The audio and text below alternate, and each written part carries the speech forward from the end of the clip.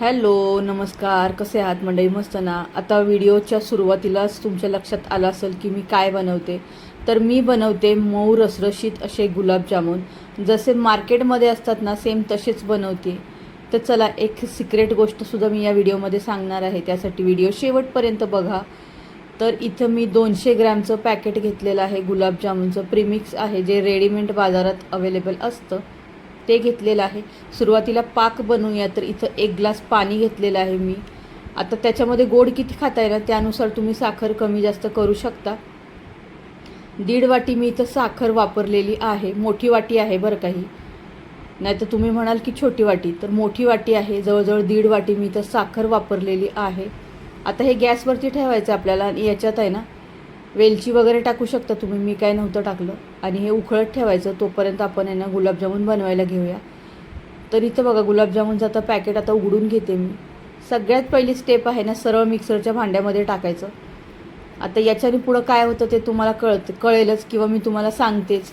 सगळं पॅकेटमध्ये जे काही पीठ होतं, जेवढं प्रीमिक्स होतं ते सगळं मिक्सरच्या भांड्यात टाकलं मी.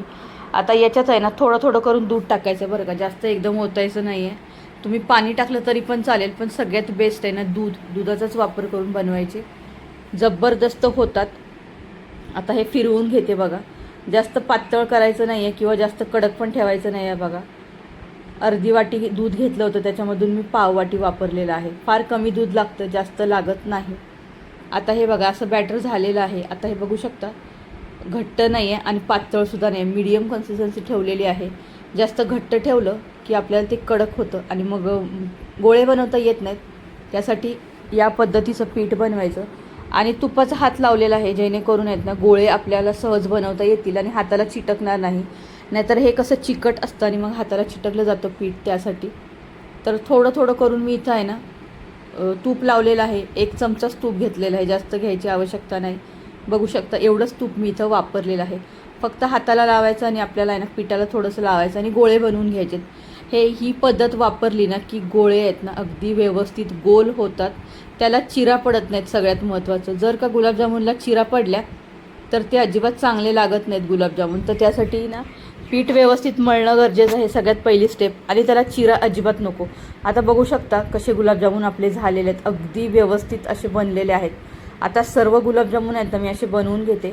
एका बाजूला आपला पाक पण तयार झालेला आहे. मी बऱ्याच व्हिडिओमध्ये सांगितलेलं आहे, आमच्या घरात वेलची जास्त आवडत नाही, त्याच्यामुळे मी वेलची वापरलेली नाही आहे. तुम्हाला आवडत असेल तर तुम्ही नक्कीच वापर करा. एका बाजूला पाक तयार झाला आणि मी थंड करायला ठेवलेला आहे. आणि हे गुलाबजामुन आता मी बनवून घेते. एका बाजूला आहे ना तेल गरम करायला ठेवलेलं आहे.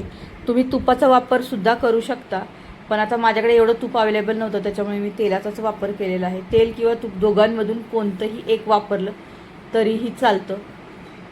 तर आता सर्व गोळे बघू शकता, 200 ग्रॅमचे आपले एवढे बनवून झाले. पाक तयार झाला. आता मी थंड करायला टोपात ठेवलेलं आहे दुसऱ्या. तूप बघू शकता, 1 चमचा घेतलं होतं, ते सुद्धा मला पूर्ण वापरायची गरज पडली नाही. आता इथं कढईमध्ये ना मी तेल टाकून घेतलेलं आहे. आता याच्यात आहे ना मी हे एक एक करून असं तळून घेणार आहे. जास्त एकदम पण टाकायचं नाही आहे. सुरुवातीला एकच टाकून बघायचं आता तेल कितपत गरम आहे, नाही तर पूर्ण करपू शकतं. आणि हे गुलाबजामुन आहेत ना जास्त पांढरे ठेवायचे नाहीत, काळपट रंगावर आपल्याला भाजायचे आहेत. बघू शकता, या पद्धतीचे भाजून घ्यायचे. जास्त पांढरे ठेवले ना तर जेव्हा आपण हे पाकात टाकतो तेव्हा ते एकदम पांढरे पांढरे होतात, काळापट असा कलर येत नाही. तर त्यासाठी आहे ना व्यवस्थित भाजणं गरजेचं आहे, म्हणजेच तळणं. तर फ्लेम कमी ठेवूनच आपल्याला करायचं आहे, म्हणजे मीडियम फ्लेमवरतीच आपल्याला तळून घ्यायचं आहे. तर चला, आता आहे ना सगळे गुलाबजामुन मी तळून घेते आणि पाकसुद्धा थंड करायला ठेवलेला आहे. बघू शकता, हे असे एवढे पांढरे दिसतात ना, एवढे अजिबात काढायचे नाही आहेत. नाही तर आपल्याला असं वाटतं की ते जास्त काळे केले तर ते कडू वगैरे लागतील, तर तसं काही होत नाही. व्यवस्थित भाजणं गरजेचं आहे. अगोदर माझ्याकडून हीच चूक व्हायची, त्याच्यामुळे त्याचा रंग आहे ना व्यवस्थित यायचा नाही. आता मी व्यवस्थित असं आहे ना काळपट रंगावर भाजते, म्हणजेच तळते, जेणेकरून गुलाबजामुन अगदी परफेक्ट असे तयार होतात. बघू शकता, या पद्धतीचे आपल्याला गुलाबजामुन बनवायचे आहेत. या रंगावर आले की आपल्याला ना काढून घ्यायचे आहेत. आता मी हे सगळे तळून घेते आणि काढून घेते. एका बाजूला पाक थंड करायला ठेवलेला आहे. आता काय करायचं, आपल्याला हे पाकामध्ये सोडायचे आहेत आणि रात्रभर ठेवायचे, जेणेकरून काय होतं, पाक आहे ना व्यवस्थित मुरला जातो आणि ते मऊ सॉफ्ट असे होतात. बघू शकता, एवढे आपले गुलाबजामुन झालेले आहेत.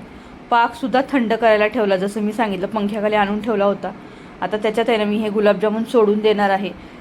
थोडे गुलाबजामुन अगोदरच खाल्ले म्हणजे जेवताना, आणि मग जे दुसरे गुलाबजामुन आता मी पुढे दाखवते ते दुसऱ्या दिवशी मग सकाळी मस्त असे रात्रभर फ्रीजमध्ये ठेवले होते, जेणेकरून मस्त मऊ अगदी लुसलुशीत असे सॉफ्ट झालेले होते. तर या टोपामध्ये आता जेवढे बसले तेवढे मी याच्यात सोडून दिले, आणि मग राहिलेले जे होते ते दुसऱ्या दिवशी खाल्लेले आहेत. तोपर्यंत एकदम मऊ झाले होते. खूप सुंदर आणि झटपट तयार होणारी रेसिपी आहे. फक्त याला मुरायला थोडासा वेळ द्यायचा, आणि जास्त गरम गरम गुलाबजामुन पाकामध्ये सोडायचे नाहीत, नाहीतर ते जास्त फुगतात आणि ते तुटतात. तर ही गोष्ट लक्षात ठेवायची. गुलाबजामुनचं जे पाणी आहे ते पण थंड असावं, आणि जे आपण गुलाबजामुन तळलेले आहेत ते सुद्धा थंडच असावे. आता हे दुसऱ्या दिवशीचा मी शूट दाखवते. हे बघू शकता त्याच दिवशीचं आहे, आणि दुसऱ्या दिवशी आपले गुलाबजामुन असे झालेले आहेत. खूप सुंदर, भारी आणि रसरशीत असे झालेले होते. नक्की या पद्धतीने तुम्ही सुद्धा तुमच्या घरी गुलाबजामुन ट्राय करा, आणि माझा हा व्हिडिओ तुम्हाला कसा वाटला ते जरूर कळवा. आता याच्यामध्ये ज्या काही मी टिप्स सांगितल्या आहेत नक्की फॉलो करून तुम्ही गुलाबजामुन बनवा, आणि मॅसेज करायला विसरू नका. बाय.